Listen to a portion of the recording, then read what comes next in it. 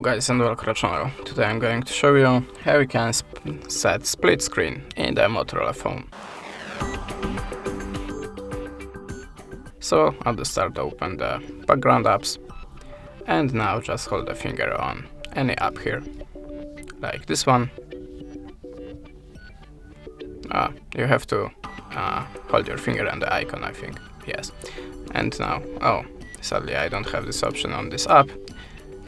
So if you don't see the split screen options, that means the application that you want to split doesn't have this feature. So hold the finger, split tab, and now choose the second app for it, like settings. And how you can see, now you can use the two apps at the same time.